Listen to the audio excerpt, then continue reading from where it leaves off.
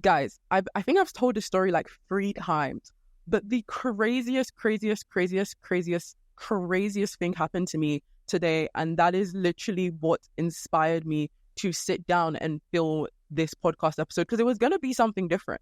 I'm just going to give you a hint because it might be the footnotes episode for this week, but the episode was entitled Presidential Silk Press. I was looking into stuff about presidency and elections and all of that, and this experience at this cafe, I went to this cafe with my friends Jacqueline and Janai, and we usually go to this cafe quite regularly. Is our spot. Okay, to be frank, it's our spot.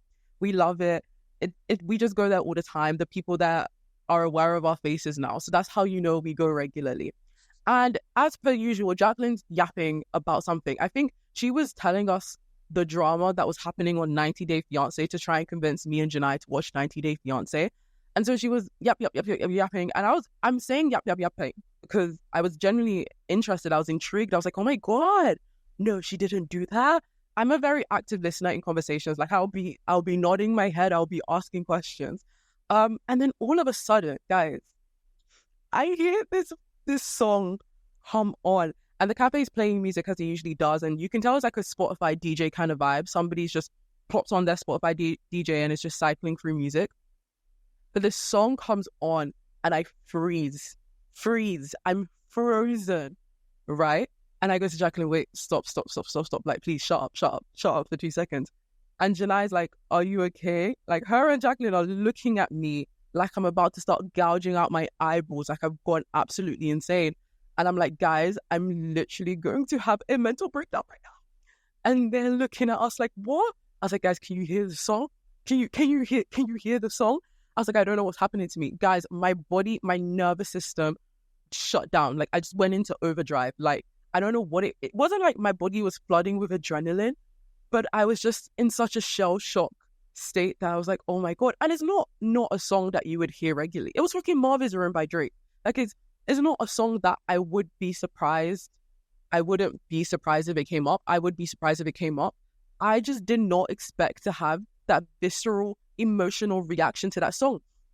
And I'm hearing this song like, Cup Seller Rose, bitches on my old phone, you should call when I go home, I've been in this club for too long. And then Jacqueline continues to try telling her story, and then I'm like, guys, wait, like I actually can't hear you, I can't do this. And I literally start laughing hysterically, like the Mad Hatter. I'm laughing absolutely hysterically. Tears are starting to spring from my eyes, and I'm like, guys, wait, hold on, I actually think I'm crying. And at this point, Jacqueline and Janai are laughing their heads off. They were like, this girl cannot be serious. And just to preface, like, amongst my friend group, I'm very logical, I'm very stern, I can be sometimes cold. Like, emotional reactions to things aren't really my cup of tea. I can be dramatic, but I'm dramatic and hyperbolic in a way that's funny, you know, but for something so random to spur an emotional reaction to me, they were just like, what, in shock. The table in front of us is turning back, and I'm thinking, what is wrong with all of these girls absolutely laughing and crying? And the song is still playing, because bear in mind, Marvin's Room is like 5 minutes long. And then I'm like to them guys, like, I was like, guys, I feel like I'm going to go up to the counter and ask them to skip this song, because I actually cannot sit here categorically for 5 minutes and hear this song. Tears still streaming down my eyes. Jacqueline and Janai are like, you're crazy. The people in front of us, like this dad and his son, are just looking at these women like, what? Like, what is going on? Anyway, I sat there for a good 3.5 minutes and they changed the song. The song ended and I was just like, right, I'm so sorry, guys. So sorry to the dad and son sitting over there. I just had a moment. I just needed a moment. And so it got me thinking about, why do songs like have such a visceral reaction? Like, why does music encourage and inspire that level of emotion? And I guess from that experience, I think music is strongly attached to memory for me. And that song, okay, I had this friend who, when I was in first year of uni, wouldn't want to listen to this song unless he was drunk. Like, he was like, this song cannot be played unless I am drunk.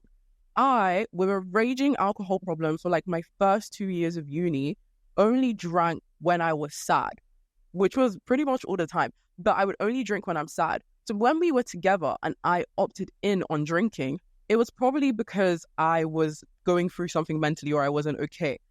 Combined with that fact that we would just always play the song when he was drunk and I was sad and drunk, I think I've just associated that song with being sad and being in that really deep, dark place. But it just got me thinking about music and how powerful it is. So here it is for this episode.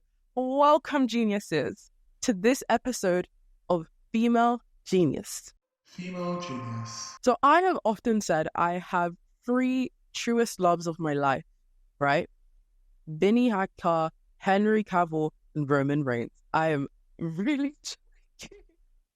I've often said I've had 3 loves of my life, which are science, books, and most importantly, music. And I know people love music. And I think this is something I accept and I understand, I acknowledge. Like, music is a universally loved experience. We might argue about the different types of music that we enjoy or what music is better and little things like that. But in general, for a lot of people, music is a beautiful experience for those who can experience it, right? I have always said music is the love of my life since I was a young age. When I was younger, I was part of a jazz band. So I started learning how to play the flute. Actually, my oldest memory of trying to learn my first instrument was 155%. My dad used to play the saxophone. Actually, he still kind of plays it, but he's not as good anymore. My dad used to play the saxophone, and so he would be practicing his saxophone.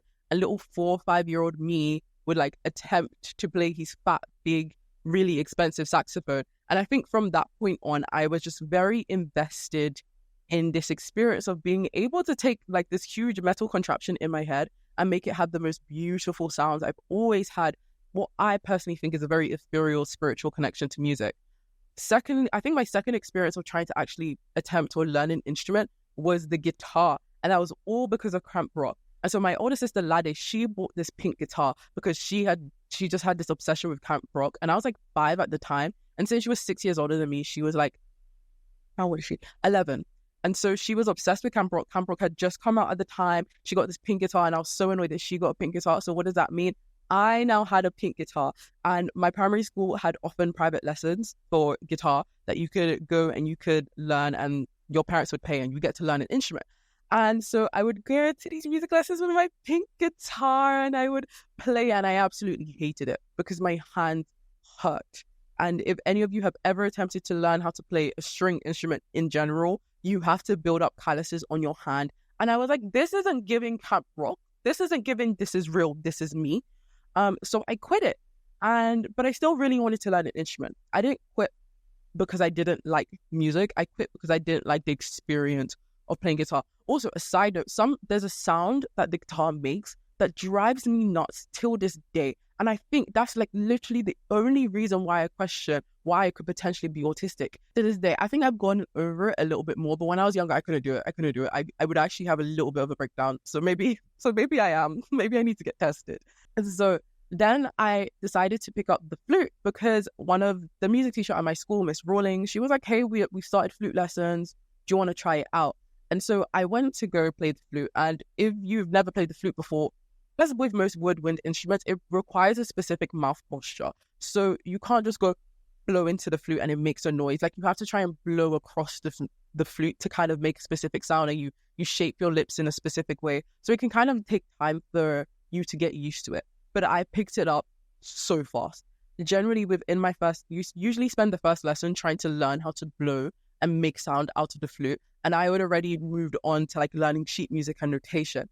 And it was genuinely something I loved so much. Then my music teacher recommended me to go join a jazz band. So from the ages of like year 4 to year 10, I was playing in this like youth jazz band orchestra type vibe. We were playing all sorts of old songs from like Billie Holiday to Frank Sinatra to like popular remakes, like jazz remakes of popular songs at the time. And I was just so involved in the music world. I started learning piano. I was self-taught for a while, and then I got actual teacher for my GCSEs, and I started learning piano. And music was such a huge part of my life. I cannot articulate to you, to the point where I was so sure when I was between like, honestly, probably up until the age of like maybe 15, 16, I was so sure that I was going to do something in music for my career. I was so sure that no matter what I did, it would have to be something musical. if it was a music movie composer, if it was a music producer, if it was an actual like performing musician. We are not going to talk about my K-pop era. Like, I absolutely loved it. I was also part of a band in school called Room 118. Yeah, we were so cool. We did so many performances, and our thing unintentionally was kind of mashups. Honestly, because we could not decide on a song. And that experience doing like Room 118 and all of our cool mashups and performances and putting songs together and putting arrangements and just working on music, I would just lose time. Practicing piano, practicing any instrument, just experiencing music, time would just cease to exist. And I had never experienced that with anything else other than books. Like, generally, other than reading and then playing music, I don't think I have replicated that experience since. It's such an individual escapist experience that I hold so dear to my heart. And this is me going to be vulnerable because this actually isn't even on the script, but preparing for this episode and just having that visceral, life-changing spiritual experience at that cafe, it just made me wonder why I don't want to say I've lost my passion for music. I definitely am not as involved as I was before. When I was at uni, I would musically direct things.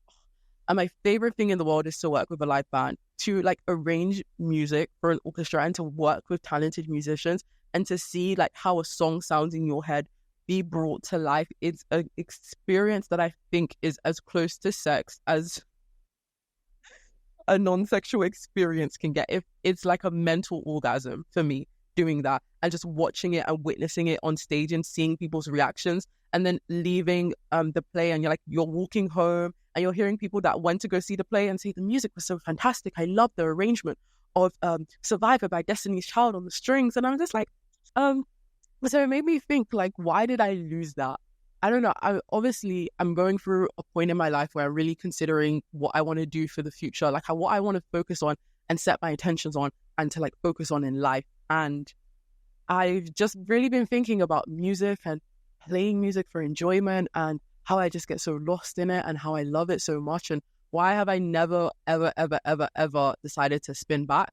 I always used to say the reason was that I love music so much that I wouldn't want to make money from it because I feel like it would soil this experience that I have with it.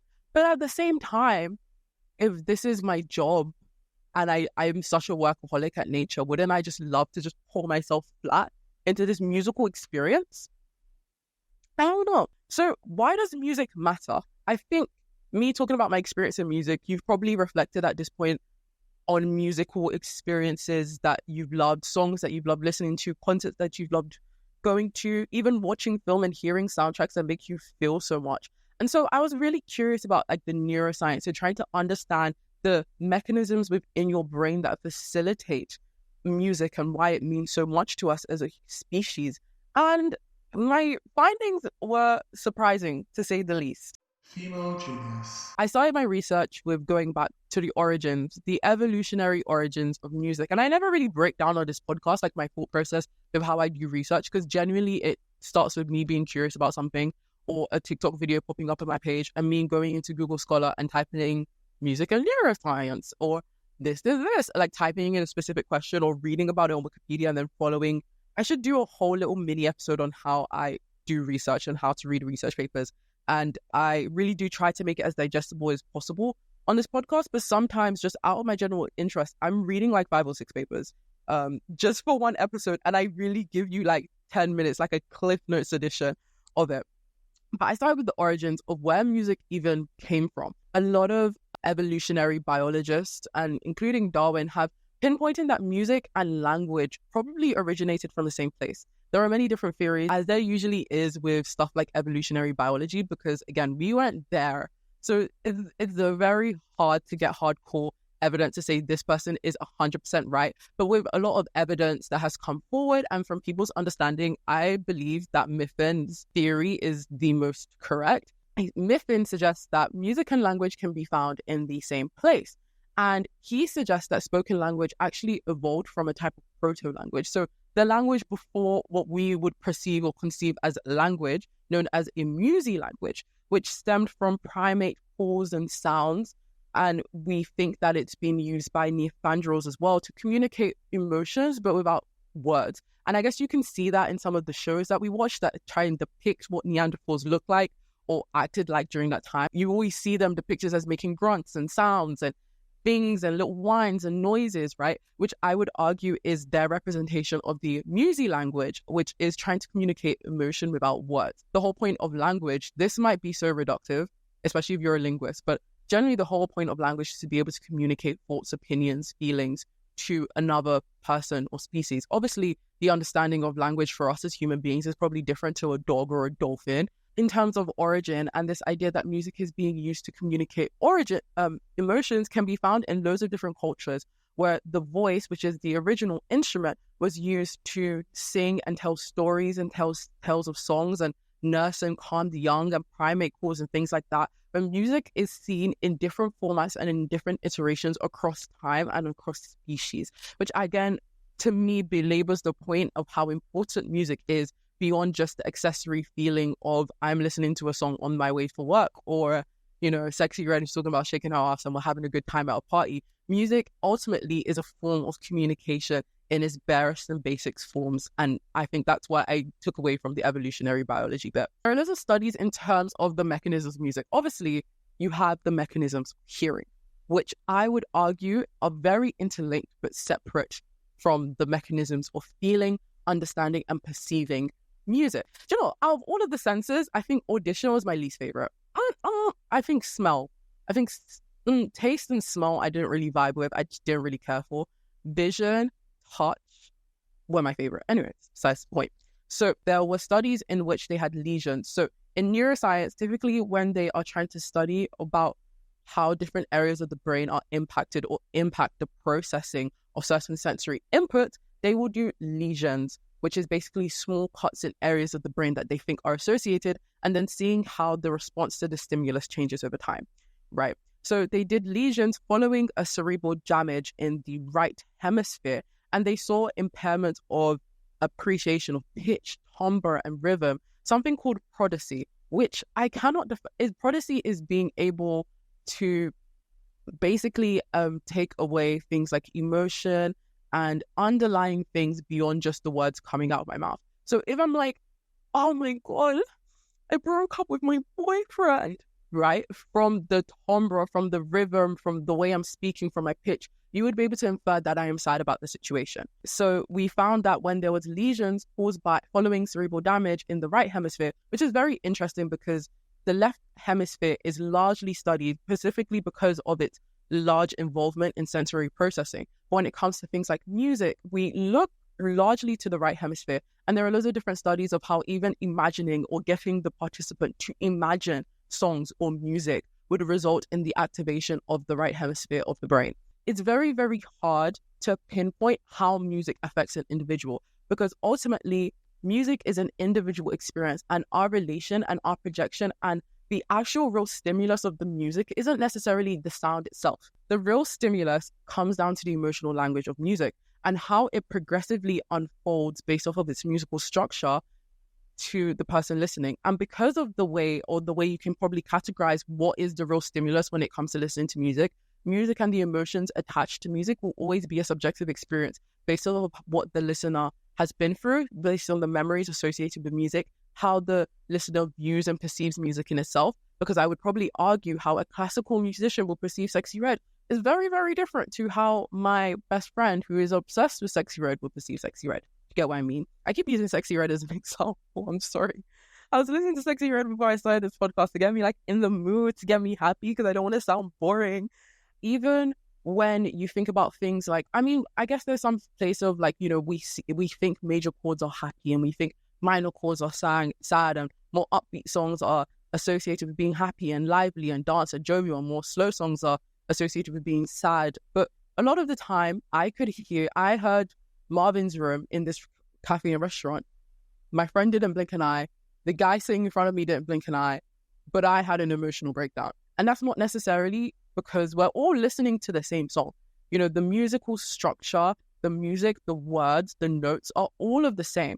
But because of my subjective experience and my memories and the way the song has been processed and encoded and settled into the parts of my brain that hold my memory, I now have a very, very, very different emotional response to this song than my 5-year-old little cousin. She is not 5, she is 10. Langer, which is a philosopher, wrote a paper in 1999 that described the music as this: it reveals the nature of feelings with a detail and truth that language cannot approach. Music is revealing where words are obscuring. And I think that is why scientists, unfortunately, and this is what was so surprising to me, is scientists will always and continuously struggle to understand the emotional processing and the emotional relation of music. And trying to understand why music is so important to us from a neuroscience perspective is extremely difficult. Poets, authors, and perhaps people that dwell in the contents of the mind and think about humans' emotions not as a construct of mechanisms and interwirings and neurons firing around in the brain, but as a embodiment of the soul, spirit, and the metaphysical that we can't necessarily pinpoint in our lives, will always probably be better equipped to tackle why music is so valuable to the human experience. And we can always understand the mechanisms behind something works, but in terms of the value and what they mean to the human experience, when music itself and this emotional stimulus of music is so subjective and rooted in every single individual's experience, then in reality is not something that just understanding the mechanisms of the brain can reason, which is so shocking to me because I have this fundamental belief, and that's why I love neuroscience so much, that neuroscience explains a lot. It explains why we do what we do. Neuroscience in combination with psychology can help us understand why I think the way I think, why I feel the way that I feel, and all of these different things. But neuroscience ultimately could not necessarily come up with a mechanistic definition and reason and pinpoint exactly why I had such an emotional response to Marvin's Room. And the only way I could get that is taking the contents of my mind and to think about it, maybe like a poet or a philosopher or somebody that journals, or to think about it as relative to my spiritual and human experience rather than just the composition of my brain. And it was just, I think it kind of blew my mind because I've been definitely thinking about the intersectionality of subjects and how they interplay. And I think it's such a flaw of the education system, especially in the UK, how things become so segmented so quickly that as a 16, 17, 18-year-old, I literally only did biology, chemistry, and maths. And the fact is, the human experience will try to understand the world and to create innovation in the world. You need a mixture of so many different subjects and understanding of so many different subjects. And I think this just really pinpointed it to me. That's something I love so much could not also be explained by something I love so much. Music, I think, though, is very powerful in the world of science and is consistently being researched from a medical perspective and from a treatment perspective. For example, and I think this is such a cool memory for me because I used to volunteer at an old people's home back when I thought I wanted to be a doctor. And so for like work experience and to like get a tick off my checklist, I would volunteer at an old people's home, and I did that for around 5 to 6 months. Like every Saturday morning, I would walk down to the local old people's home, and it specialized in old people with dementia. And one thing that was so ingrained in my memory, especially if you've never had experience with somebody that has a memory disorder, it can be like honestly dizzying sometimes, and is like, wow, like, are you serious? And not in a way that's condescending, but it brings to light a situation that you didn't know. Like when you hear dementia, you think quite flippantly of it until you see it in person. How, this old person would come up to me and he'd be like, oh, nice to meet you. My name's Bill. And I'd shake his hand. It's like, lovely to meet you, Bill. I'm Jesi. And we would talk about stuff, and then he'd go away. And then he'd come back 10 minutes later and he'd be like, oh, you're new here. Nice to meet you. I'm Bill. And we would have to have those same conversations again and again and again. But something that was so notable to me and is reflected in the research that I've done, and research that's continuously happening in terms of memory disorders and Alzheimer's disease, which again is something that I am very passionate about and always seeking to learn more, to understand more, and to contribute to, honestly, because of my experience, was we would play some old songs, like an old Frank Sinatra or an old Billie Holiday, and the way it would stimulate such detailed and vivid memories from these people who couldn't even remember my name was awe-inspiring. One woman would hear the song and she was like, oh my God, when I was 20, I would argue with my husband at the time and be like, this should be our first dance song. This should be our first dance song. But we ended up going with this song, and it was such a beautiful day though. And this was the song. And it was the fact that music was able to prompt and stimulate such vivid memories. In fact, a lot of research suggests that neuronal memory traces built through music are deeply ingrained and more resilient to neurodegenerative influences. And that is why we so strongly attach memories and experiences to music. That is why we have soundtracks in movies. That is why every time I hear the Fairy Tale soundtrack, I'm like, oh my God, it's Fairy Tale. Because music is such a powerful force, all the way down to helping people who have dementia remember some of the most important memories of their lives. To me, it's so incredible. It's genuinely so incredible. Sometimes I feel like for all of these other episodes, I've kind of had a point. I'm trying to be like, okay, I'm going to teach you about envy and I'm going to teach you and give you loads of advice. But I just want to use this episode to celebrate something I love so much, which is music. Female genius. To finish this episode off, I thought I'd kind of talk through some of the songs other than mine that makes me feel so much. Also, by the way, if you guys didn't know, especially if you are listening on Spotify, if you go to the more like this section, I have a playlist called the Female Genius Recommendations. I also have the audiobook of the book I'm currently reading as well, if you want to tune in that way. But I have a playlist and I consistently update the playlist with some of my favorite songs, my favorite vibes of the moment. And the playlist is usually under 45 minutes. So if you're bored and you want to find a good new thing to listen to, it's generally such a crazy mix.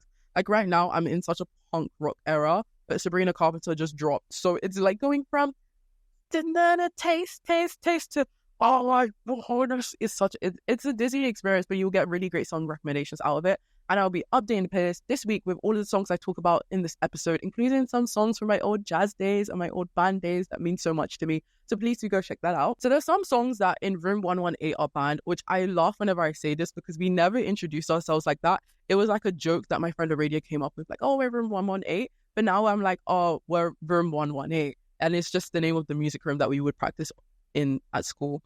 There were two songs that I refused to perform, whether it was just us like messing around in the music room or us sincerely considering to perform a song. I refused to perform Lay Me Down by Sam Smith. Sam Smith is one of my favorite. My friend Simran the other day was like, I've never met a Sam Smith fan like you. I love them. I don't think you understand. In the Lonely Hour, in my opinion, is one of the top 10 best debut albums of all time. They did their big one with the album. It was phenomenal. And my favorite song on the album was Lay Me Down, but because I had like lost someone so close to me when I was 13, that song and Lay Me Down were so closely associated because they also came out at very similar times that every single time I would hear that song, breakdown, cried every time. Same with Say Something, the one with Christina Aguilera and The Great Big World. Breakdown, tears every time. Like I could not, like my voice would start shaking. I could even play the song on piano. Like I genuinely couldn't. Those songs make me feel too much, and I genuinely think it's because I associate it with losing that person. One of my other favorite songs of all time is Sweater Weather by The Neighborhood. I'm a big fan of The Neighborhood. Honestly, all of their songs, yum. But Sweater Weather, I think, is arguably their most popular song. I think in competition with maybe The Beach and maybe Softcore, but I think Sweater Weather is the one that even if you don't know The Neighborhood, you would have heard Sweater Weather. And it's my favorite song, not because of the contents or the lyrics or because I attach it to a specific experience, generally because I think the composition, as somebody who has been heavily involved in music composition and writing songs and arranging music, that composition of that song just, oh, it's so good. And like, all I am is a man. Yeah, and even down to the lyrics. I'm such a lyrics girl, as much as I am just listening to like the beat of the song and the chord progressions and the layers of music. I'm also a big lyrics girl. And so lyrics will sell me on a song. If a song isn't composed that well, which is fair enough, lyrics will sell me. And if lyrics aren't composed that well, composition will sell me. So generally, I'm sold in music in general. The Sweater Weather is another one. Panic Room by Aura, but specifically the acoustic version, is one where lyrically is so slept on, and I think it's phenomenal. There's a common theme here because I really do like sad songs. It's probably one of my fatal flaws. I don't have many flaws, but my obsession and my love for listening to sad music is somewhat concerning and probably reflective of why I consistently am sad at least 2 to 3 times a week. And I just refuse to connect the two together and say this is probably affecting my mental health more than I realize. But am I going to play Set Fire to the Rain for the 4th time? Yes, we're going to play it again. We're going to play it again. Panic Room by Aura is a song I get anxiety. I got anxiety. I had my first panic attack when I was like 17. but it just got really, really, really bad throughout uni. And so that song is about anxiety and the reflective experience of anxiety, but it describes it in a way of like is she trying to tell it to somebody who hasn't ever had anxiety before in a way? And it's like, this is what it's like in this little dark box in my head, like it's the panic room. And I first discovered that song through a TikTok edit of a book I was reading at the time. I think it was Throne of Glass. Hate the book, by the way. I'm one of the book's biggest hater. I don't usually like to publicly hate on a book because I've realized that everybody will have their own experiences and enjoy it and blah, blah, blah, blah. Hated that book. I would never defend that book. I'm so sorry. If anybody asks me, Jesi, can you reckon it would never be that one? Jesi, what do you think about Throne of Glass? No. And but it was an edit for Throne of Glass, and I love the song so much. I love Aura. I think her voice is so beautiful, and I don't think we get a lot of representation or we acknowledge like alto tone singers, so singers that have a lower register in terms of women. Like we're like, oh my god, look at that high note, it's so crazy. But singers like Adele and Aura, somebody that has that silky, beautiful Amy Winehouse, very low alto tone, to me is so gracious and so gorgeous and just so amazing. Anyway, guys, I hope you enjoyed celebrating music with me this episode. And I'm going to ask you a question for you to consider, right? What do Mozart, Van Gogh, Kanye West, Oda, R.F. Kuang, Tony Stark, some may argue Elon Musk, Steve Jobs, and Sexy Red, what do all of these people have in common, geniuses? Think about it and then come back next week, Friday, to find out the answer to that question. I love you guys so much. Look after yourselves. Go have fun. Go listen to music. Go pick up a new instrument. And I will see you next week, Friday. I love you guys. Thank you for watching.